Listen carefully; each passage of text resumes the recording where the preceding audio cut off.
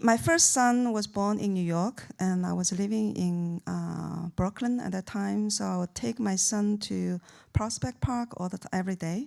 And there I encountered many nannies, Jamaican nannies and Chinese nannies. They were all nursing adopted Chinese girls. And this particular Chinese nanny, she had a big mouth. The title is, On the Playground in Park Slope, Brooklyn, a retired neurologist from Beijing is cursing. Sit still, you little pumpkin shit face. Stop fidgeting and stop whining about your sore feet. If your mother hadn't left you outside the shoe factory, dumping you like bad luck, you would be digging mud and collecting cow dung in some godforsaken place. You would be lucky to have some corn gruel to fill your stomach, some rags to cover your ass. And God bless if your father agreed to send you to school for 2 years, just enough to get a job sewing buttons, napkins at some Chinese American joint.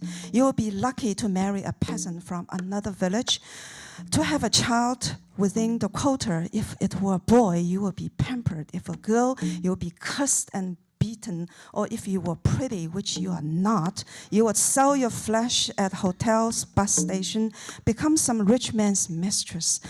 If you were intelligent, which I doubt, you might get into a college, suck up to your professors for a better grade, even if you didn't understand or agree. But this is how fate laughs in our face. You, a little nothingness, live in a brownstone in this filthy rich neighborhood. And I, a venerable doctor and professor, wait on you from 7 to 9, 14 hours a day, 6 days a week for minimum wage. You pick at your food like a spoiled princess. Your Gap outfit and elephant shoes cost more than my daily salary. All because you call some white-skinned lawyers papa and mama who hardly see you except on Sundays, who want you to speak English without an accent and pick up a few Chinese words from your nanny.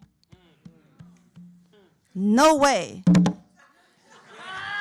Listen carefully, you little hoof. A whore is always a whore, just like a dog will never grow ivory from its jaw. Born in the peasant style, you will always smell of mud and straw fermented in piss. Your eyes, the cutting wind from the yellow plateau. Your feet, thick thighs bulging with muscles. Hips wide for labor, sex, birth. Even though at 3.5, you still look like a 2-year-old, still wobble when you stand or walk. The back of your head flat like the bottom of a pen.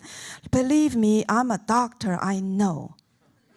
Once a peasant, forever a peasant.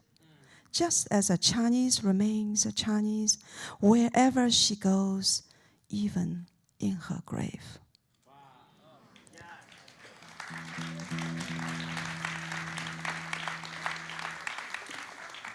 Why are you crying, you little oily moth? You are not supposed to understand a word. 2 years in America should have wiped out your past, erased every memory. But who am I kidding? A night alone on the cement steps of a factory, a year spent in an orphanage. They say the trauma has stunted your growth hormones. But who hasn't gone through a few things in this life? I've survived 2 prisons, 3 labor camps, the Cultural Revolution, and now this plight at age 60 to become a maid for an outcast, to support my good-for-nothing son and his family, and I'm still standing tall, defiant. So, Lily, my silly pumpkin face, wipe your nose and walk. Time to practice again. You're stubborn and proud. Good. Don't ever let your parents' frown seal your lips. Don't let their butter mush your brain. You are Chinese, a Chinese peasant girl. Now, take your step. It's all right to stumble, to fall. Here's my hand. Take it. I'm your countrywoman. I am your mother.